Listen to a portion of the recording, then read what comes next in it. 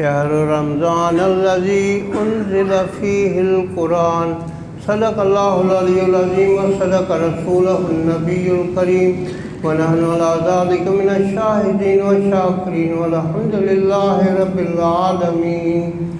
فقال الله تبارك وتعالى في شان حبيبه إن الله وملائكته يصلون على النبي يا أيها الذين آمنوا صلوا عليه وسلموا تسليما. اللهم صل على سيدنا ومولانا محمد وعلى آله وصحبه أجمعين. میرے محترم دوستو عزیزو، یہ اللہ تعالیٰ کے لاکھ لاکھ بلکہ لا تعداد احسان کی زندگی میں پھر دوبارہ مقدس ماہ رمضان المبارکہ نصیب ہونے والا ہے. یہ ایسا عظیم مہینہ ہے کہ اس کے ایک ایک دن میں اتنی رحمتیں اور برکتیں نازل ہوتی ہیں کہ پورے سال میں بھی نہیں ہوتی. ایک دن میں اتنی کہ پورا سال رحمتیں اور برکتیں نازل ہوں، پورے سال کے سے بھی زیادہ ایک دن رمضان شریف میں رحمتیں اور برکتیں نازل ہوتی ہیں. یہ ایسا مقدس مہینہ جس میں جنت کو سجایا جاتا ہے، اور اس کے دروازے کھول دیے جاتے ہیں اور دوزخ کے دروازے بند کیے جاتے ہیں. اور اسی مبارک مہینے کے ایک ایک دن میں ایسے گنہگار جو دوزخ میں جانے کے لائق ہیں، ایسے 10 لاکھ جہنمیوں کو روزانہ رمضان المبارک میں معافی مل جاتی ہے. اور یہ کیا، یہ سنی سنائی بات نہیں ہے. بہار شریعت کا 5واں حصہ، اس میں صفحہ نمبر 68 ہے. یہ حدیث شریف اسی میں لکھی ہوئی ہے اور یہ مستند کتاب جو تمام علماء کرام اس پہ متفق ہیں. تو اسی کا میں نے حوالہ دیا تاکہ آپ کو یقین ہو جائے کہ دوسرے دوستوں کو بتانے میں آسانی رہے. ایسا متبرک مہینہ جس میں اللہ تعالیٰ کی رضا کے خاطر اگر کوئی شخص ایک نفل ادا کرتا ہے تو دوسرے مہینوں میں ایسے جیسے فرض ادا کیا اتنا ثواب رمضان المبارک میں ایک نفل ادا کرنے کا ملتا ہے. اور اگر ایک فرض رمضان المبارک میں ادا کیا تو دوسرے مہینوں میں 70 فرائض ادا کرنے کا جتنا ثواب ملتا ہے اتنا ثواب صرف ایک فرض رمضان المبارک میں ادا کرنے سے ملتا ہے. یہ اتنا متبرک مہینہ جس کی آمد میں ظاہری ہے خوشی پیدا ہوتی ہے، دل میں خوشی ہوتی ہے کہ ایسا متبرک ماہ آ رہا ہے. تو اس خوشی میں آقا صلی اللہ علیہ وسلم کا ارشاد مبارک ہے کہ اس خوشی کی برکت سے اللہ تعالیٰ اس بندے کو دوزخ کی آگ حرام کر دیتا ہے، اس کے جسم پر دوزخ کی آگ حرام کر دیتا ہے اور جنت اس کے اوپر واجب کر دیتا ہے. اتنا بڑا فائدہ، اس سے زیادہ اور کیا چاہیے. اس کے علاوہ یہ متبرک مہینہ جس کا تعارف اللہ تعالیٰ نے قرآن مجید میں ہی کروایا ہے. شہر جو شروع میں آیت مبارکہ تلاوت کرنے کا شرف حاصل کیا، اس میں اللہ تعالیٰ کا ارشاد مبارک ہے شہر رمضان الذی انزل فیہ القرآن. یہ وہ مبارک مقدس ماہ ہے جس میں قرآن مجید نازل ہوا. اب قرآن مجید کیا ہے؟ اللہ تعالیٰ کا کلام، یعنی اللہ تعالیٰ کیا حکم فرماتا ہے، کیا احکامات ہیں. حکم جو اللہ تعالیٰ کا ہے وہ احکامات حضرت جبرائیل امین علیہ السلام لے کر آقا صلی اللہ علیہ وسلم تک پہنچایا اور آقا صلی اللہ علیہ وسلم نے اصحاب کرام کو سنا کر ان کو یاد کروایا کہ یہ آیات مبارکہ اللہ تعالیٰ کا فرمان مبارک ہے، یہ ذہن میں رکھیں۔ پھر وہ مختلف جگہوں پر لکھے جاتے تھے تاکہ محفوظ رہے، اور بعد میں اس کو کتابی صورت میں دے کر قرآن مجید کی صورت میں ہم تک پہنچا۔ یہ اتنا عظیم کتاب، اسی میں اللہ تعالیٰ کا جو ارشاد مبارک، جو فرمان مبارک ہے، فرمان مبارک فائنل ہے، یعنی اس کے بعد کوئی گنجائش نہیں ہے، اور یہ حکم کو ماننا یہ ہم پر لازم ہے، کیونکہ ہم اس کے بندے ہیں، اللہ تعالیٰ کے محبوب کے امتی ہیں۔ تو جو اللہ تعالیٰ کا فرمان مبارک ہے اس پہ عمل کرنا یہ ہمارے لیے لازم ہے۔ اللہ تعالیٰ کا ارشاد مبارک ہے اسی قرآن مجید میں کہ وَأَقِيمُوا الصَّلَاةَ وَآتُوا الزَّكَاةَ، نماز کو قائم کرو اور زکوٰۃ دو۔ اب یہ کیا ہے؟ یہ حکم ہے، یہ فرض ہو گیا، اب اس میں کوئی گنجائش نہیں ہے، ہر صورت میں نماز ادا کرنی ہے، اور جو صاحب نصاب ہے اس کو زکوٰۃ ادا کرنی ہے، یہ فرض ہو گیا۔ اسی طرح اللہ تعالیٰ کا اور ارشاد مبارک ہے یا ایھا الذین آمنوا کتب علیکم الصیام کما کتب علی الذین من قبلکم لعلکم تتقون۔ ایمان والو، ایمان والو کس کو ایمان والو کہا جاتا ہے؟ جو قرآن مجید میں ایک ہوتا ہے یا ایھا الناس، عام آدمی سب کے لیے حکم ہے، کوئی یعنی نہیں، ہر آدمی کے لیے یہ حکم ہے، چاہے مسلم ہو چاہے غیر مسلم ہو، سب کے لیے ایک جامع دعوت ہے۔ لیکن یہاں پر کیا اللہ تعالیٰ کا فرمان مبارک ہے کہ یا ایھا الذین آمنوا، اے ایمان والو۔ ایمان والے کون؟ اللہ تعالیٰ کے محبوب کے جو امتی بنے ہیں ایمان کے ساتھ۔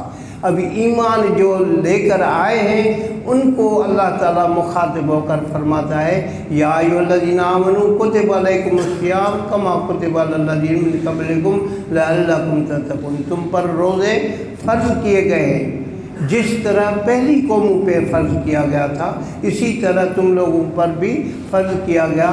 کائے کے لیے فرض کیا گیا؟ یہ روزے جو رکھیں گے، بھوک پیاس لگے گی، تکلیف ہوگی، گرمی کی شدت ہوگی تو تکلیف ہوگی۔ ابھی یہ تکلیف کیوں حکم ہو رہا ہے؟ جس طرح میں ایک مثال دوں، اپنے والدہ بچے کو کڑوی دوا زبردستی پلاتی، کڑوی دوا اس کو کیوں پلا رہی ہے؟ وہ اس کو پتہ ہے کہ یہ کڑوی دوا پیے گا بچہ تو صحتیاب ہو جائے گا۔ تو اللہ تعالیٰ بھی جانتا ہے کہ یہ بندے جو ہے گناہوں میں جکڑے رہیں گے، اب ان کے لیے کوئی ایسا طریقہ ہو جس سے یہ نکل جائے، تو نکلنے کا راستہ یہ روزے رکھے کہ روزہ تک یا ایھا الذین آمنوا کتب علیکم الصیام کما کتب علی الذین من قبلکم لعلکم تتقون، تاکہ تم متقی پرہیزگار بن جاؤ۔ اب متقی پرہیزگار بن گئے تو اس میں کیا فائدہ ہے؟ اللہ تعالیٰ واضح فرما دیا۔ اب جیسے اس دنیا میں کسی کو دولت مند کو دیکھ کر کریں یہ بڑا عزت والا ہے، کسی کو بڑی بڑی گاڑی دیکھ کر ہم کہتے ہیں کہ یہ بڑا عزت والا ہے، کسی کو طرح طرح کے بڑے عہدے پر پہنچنے کے بعد کریں اس کی عزت بڑی ہے، لیکن اللہ تعالیٰ نے بالکل واضح کر دیا ان اکرمکم عند اللہ اتقاکم، تم میں سب سے زیادہ عزت اور مرتبے اور شان والا کون ہے؟ جو متقی ہے۔ اور متقی اللہ تعالیٰ کا یعنی اعلیٰ درجے والا کو، یعنی متقی پرہیزگار کو اللہ تعالیٰ نے بہت ہی شان والا عزت والا بنایا ہے۔ اور جگہ پہ اللہ تعالیٰ کا ارشاد مبارک ہے واللہ مع المتقین، اور اللہ تعالیٰ متقین کے ساتھ ہے، اللہ ولی المومنین ولی المتقین، اللہ تعالیٰ متقیوں کا دوست ہے۔ دوست بنانے کے لیے یہ روزے رکھے گئے ہیں کہ آپ روزے رکھیں، اللہ تعالیٰ کا قرب حاصل ہو جائے گا۔ یہ قرب حاصل کرنے کا طریقہ اللہ تعالیٰ نے ہمارے اوپر احسان کر کے یہ حکم دیا ہے۔ اور یہ حکم کیوں دیا کہ اللہ تعالیٰ کے محبوب نے یہ رمضان المبارک کے مقدس ماہ میں غار حرا میں جا کر اتنی عبادت کی کہ دن میں عبادت میں مصروف رہتے تھے اور کھاتے پیتے نہیں تھے، اور رات میں کھانا پینا جاری رکھتے تھے اور عبادت بھی کرتے تھے۔ پورا مہینہ جب اتنا گزارا اسی غار میں، تو اللہ تعالیٰ نے یہ حکم فرما دیا کہ جس طرح میرے محبوب نے جو عمل کیا ہے اس طرح اس کی امت کے لیے یہ لازم ہے کہ جب یہ مبارک مہینہ آئے تو سب روزے رکھیں، دن میں کھانا پینا بند کریں اور عبادت کریں، اور رات میں عبادت بھی کریں، کھائیں پیے بھی۔ تو یہ اللہ تعالیٰ کا حکم اپنے محبوب کے طریقے کے حساب سے، یعنی ایک طرف ہم روزے بھی رکھیں گے، دوسرے طرف اللہ تعالیٰ کے محبوب کی سنت بھی ادا کرتے رہیں گے۔ تو ایسا متبرک مہینہ جو ہمیں سعادت اتنی بڑی ہو رہی ہے کہ طرح طرح کے انعامات ہمیں حاصل ہوتے ہیں۔ اب یہ روزے کے کیا فوائد ہیں، آقا صلی اللہ علیہ وسلم نے سارا واضح کر دیا۔ اللہ تعالیٰ نے تو حکم فرما دیا کہ آپ کے اوپر روزے فرض ہیں۔ اللہ تعالیٰ کے محبوب نے فرمایا، حضرت ابو سعید رضی اللہ تعالیٰ عنہ سے روایت ہے، بخاری اور مسلم شریف کی حدیث شریف ہے، آقا صلی اللہ علیہ وسلم کا ارشاد مبارک ہے کہ جس نے اللہ تعالیٰ کی رضا کے خاطر رمضان المبارک کا ایک روزہ رکھا تو اللہ تعالیٰ اس کے جسم کو دوزخ سے اتنا دور کر دیتا ہے جتنا 70 سال کے مسافت کا فاصلہ ہے۔ یعنی کوئی آدمی سفر کرنا شروع کرے اور 70 سال چلتا رہے 70 سال تک جتنا فاصلہ اس نے طے کیا، اتنا فاصلہ دوزخ سے ایک روزے رکھنے سے دور ہو جاتا ہے۔ پھر ایک اور حدیث میں حضرت ابو امامہ باہلی رضی اللہ تعالیٰ عنہ سے روایت ہے، آقا صلی اللہ علیہ وسلم کا ارشاد مبارک ہے، جس نے اللہ تعالیٰ کی رضا کے خاطر ایک روزہ رکھا تو اس کو اللہ تعالیٰ دوزخ سے اتنا دور کر دیتا ہے جتنا زمین اور آسمان میں فرق ہے۔ اب اندازہ کریں، زمین پہ ہم بیٹھے ہوئے، آسمان بھی سامنے نظر آ رہا ہے، کتنا دور ہے، اتنا فاصلہ ہم دوزخ سے صرف ایک روزہ رکھنے سے فائدہ ہوگا کہ ہم دوزخ سے دور ہو جائیں گے۔ تو اندازہ کریں، تو یہ تو مبارک مہینہ دوزخ سے نجات والا مہینہ ہے جو آ رہا ہے۔ ابھی یہ مبارک مہینہ تو آ رہا ہے لیکن اس کا معلوم بھی تو کریں کہ کیا قدر ہے۔ آقا صلی اللہ علیہ وسلم کا ارشاد مبارک غالباً حضرت ابو مسعود رضی اللہ تعالیٰ عنہ سے روایت ہے، آقا صلی اللہ علیہ وسلم کا ارشاد مبارک ہے کہ اگر بندوں کو یہ معلوم ہو جائے کہ رمضان المبارک کیا چیز ہے تو وہ تمنا کرے، میری امت تمنا کرے کہ یہ رمضان مبارک سارا سال رمضان شریف ہو اور کوئی مہینہ نہ ہو۔ یعنی اتنی اہم چیز ہے، اتنا بڑا فائدہ ہے اس مبارک مہینے میں۔ جب اتنا فائدہ ہے تو ظاہری ہے جو روزہ نہیں رکھتا اس کا بھی آقا صلی اللہ علیہ وسلم نے ارشاد فرمایا کہ اگر کوئی بغیر کسی عذر کے، شرعی عذر کوئی نہیں ہو، بغیر شرعی عذر کے اگر کسی نے ایک روزہ چھوڑا جان بوجھ کر، تو پھر اس کے بعد خیال آیا کہ ٹھیک ہے ایک روزہ میں نے چھوڑا ہے، اب یہ بعد میں قضا کر کے رکھوں گا، تو آقا صلی اللہ علیہ وسلم نے فرمایا کہ وہ روزہ اگر وہ پوری زندگی روزہ رکھتا رہے تو پھر بھی رمضان مبارک کے ایک روزے کے وہ برابر نہیں ہو سکتا۔ اتنی قیمتی روزہ، اتنا جب قیمتی روزہ ہے تو ہم اس کا قدر کریں، صحیح طرح سے روزے رکھیں۔ صرف روزہ رکھنا نہیں ہے لیکن اس کا احترام بھی کرنا ہے۔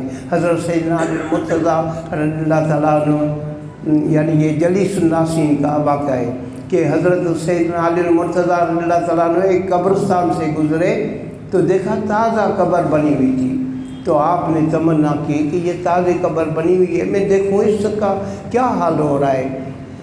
جب دعا مانگی تو اللہ تعالیٰ کی طرف سے حکم ہوا کہ اس بندے کے لیے دعا نہیں کرنا، آپ ہاتھ اٹھائیں گے مجھے قبول کرنے پڑیں گے، کیونکہ وہ تو اللہ تعالیٰ کے تو پیارے تھے۔ تو اسی لیے منع کی۔ کیوں منع کی؟ کہ یہ وہ شخص ہے جو رمضان المبارک میں روزے بھی رکھتا تھا اور گناہوں کے کاموں میں بھی مصروف رہتا تھا۔ یعنی اس کا مقصد ہے کہ صرف روزہ رکھنا نہیں ہے، لیکن ساتھ میں گناہوں سے خود کو بچانے کی بھی کوشش کرنی ہے کہ ہر طرح کا گناہ سے ہم بچ جائیں۔ اب خود نہیں، خود روزے رکھیں، خود گناہوں سے بچیں، یہ کام مکمل نہیں ہے۔ کام مکمل کیسے ہوگا؟ ہم خود روزے رکھنے کے بعد اور ان کو جو روزے نہیں رکھ رہے اس کو احسن طریقے سے، اخلاق سے، حسن طریقے سے اس کو سمجھائیں کہ روزہ رکھو، یہ آپ کے لیے بھلائی ہے، یہ نہیں رکھیں گے آپ کا نقصان ہے۔ اس کو جب سمجھائیں گے تو پھر تو فائدہ ہوگا۔ اور کوشش کرنا اپنا کام، وہ مانے یا نہ مانے یہ ہمارا کام نہیں ہے، یہ اس کے دل میں اثر اللہ تعالیٰ کے حکم سے ہوگا، پھر چاہے آپ کچھ بھی بولیں اس کے اوپر اثر ہوگا اور وہ روزہ رکھنے شروع ہو جائے گا۔ تو ہم روزہ خود بھی رکھیں تو اوروں کو بھی رکھوانے کے لیے کوشش کریں۔ نماز جو نہیں پڑھتا اس کو بھی سمجھائیں۔ ہم نماز پڑھ کر بس سو جائیں تو یہ نہیں کام مکمل نہیں ہے، لیکن نماز کے ساتھ اوروں کو بھی سمجھانا ہے کہ یہ مقدس ماہ ہے، اس میں روزے رکھو اور نماز ادا کرو۔ جب روزے رکھو، نماز ادا کرو، اس کا قدر کریں گے، اس کا زیادہ سے زیادہ اس میں عبادت کریں گے اللہ تعالیٰ کو راضی کرنے کے لیے، تو یہی رمضان المبارک قیامت کے دن اللہ تعالیٰ کے حضور میں سجدہ دے گا۔ اور سجدہ دے گا تو جو روزے دار ہیں قبر سے اٹھ کر آئیں گے تو ان کے منہ سے خوشبو ہوگی، منہ سے خوشبو جس میں ہو وہ روزے دار ہے، اور چہرہ اور ہاتھ اور پاؤں جس کا چمکتا ہوا نظر آئے وہ نمازی ہے۔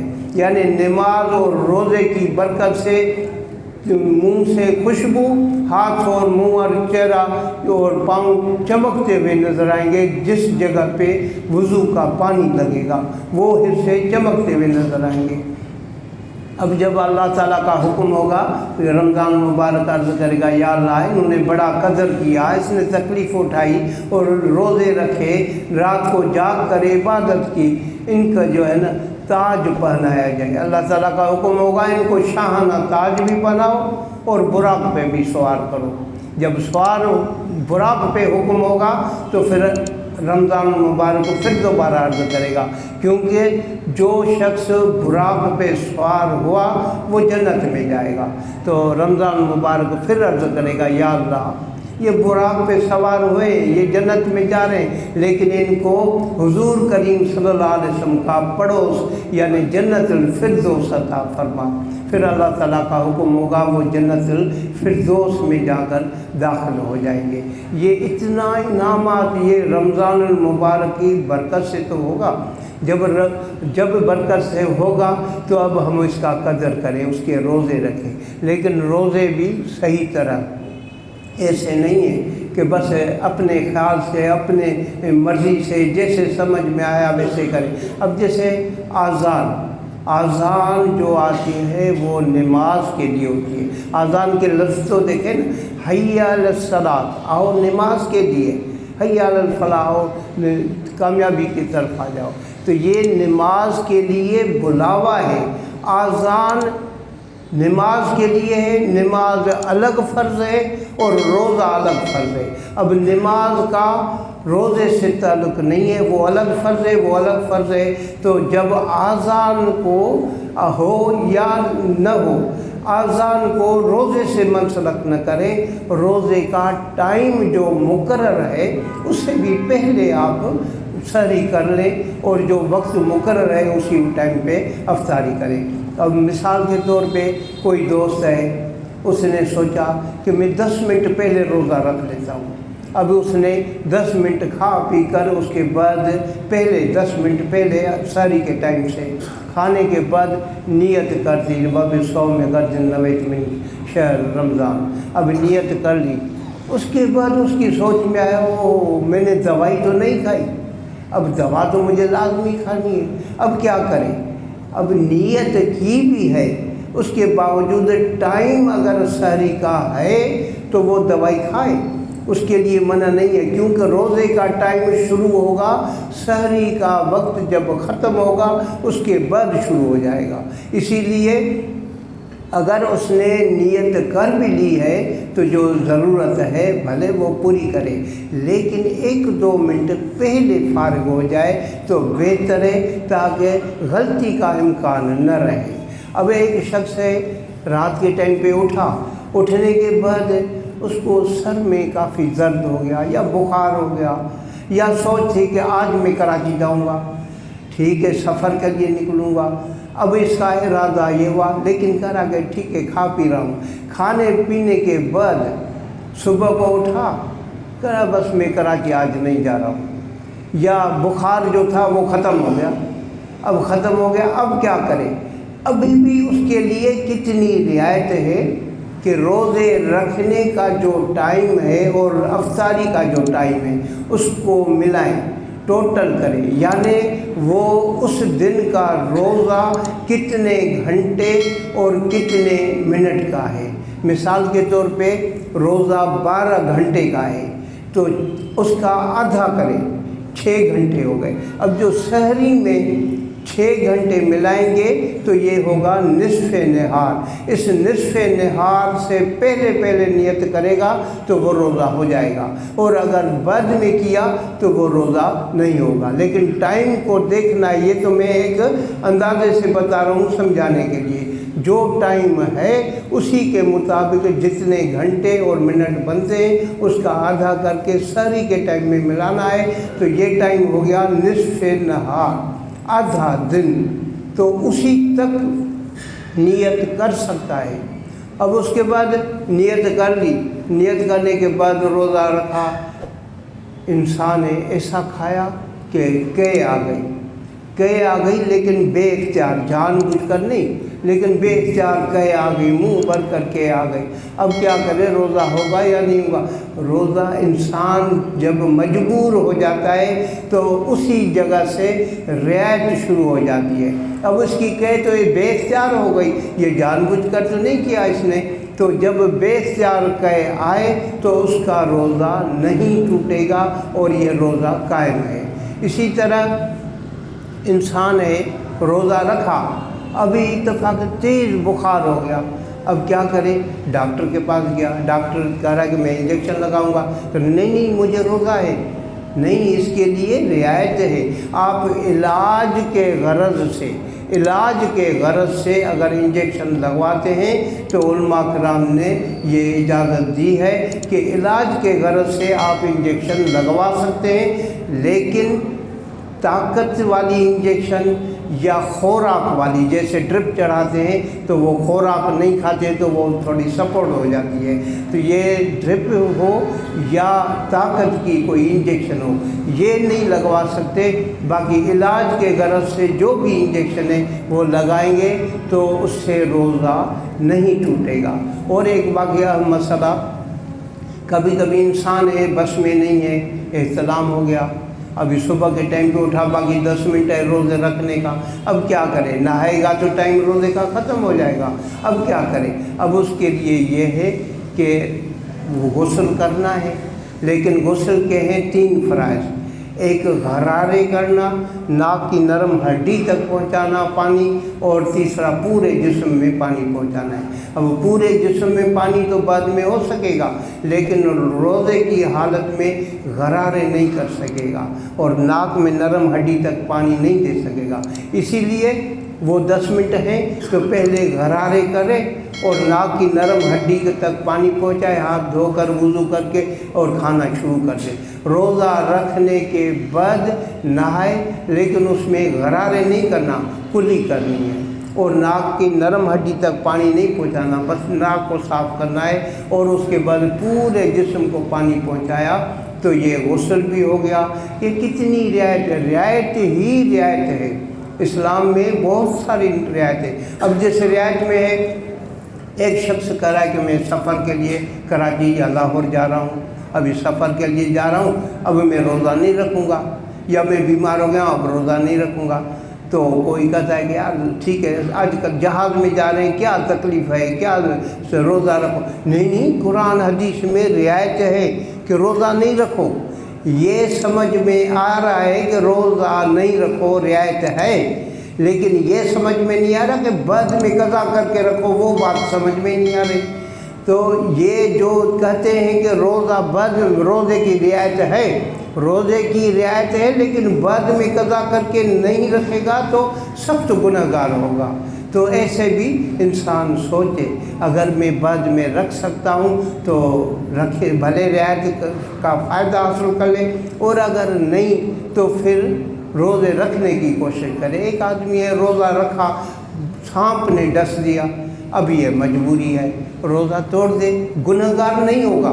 وہ دوائی وغیرہ جو انجیکشن جلدی میں وہ اس کا علاج کرائے، جو کچھ کھانا ہے وہ کھا لے، لیکن بعد میں یہ ایک روزہ قضا کر کے رکھے، یہ گناہ گار بھی نہیں ہوگا جیسا کہ رمضان شریف میں اس نے روزہ رکھ لیا۔ کتنی بڑی رعایتیں ہیں۔ دعا کریں کہ اللہ تعالی ہم سب کو رمضان المبارک کا صحیح طرح قدر اور کرنے اور اس میں زیادہ سے زیادہ اور اللہ تعالیٰ کی رضا کی خاطر خلوص دل سے عبادت کرنے کی توفیق عطا فرمائے۔ وما توفیقی الا باللہ العلی العظیم۔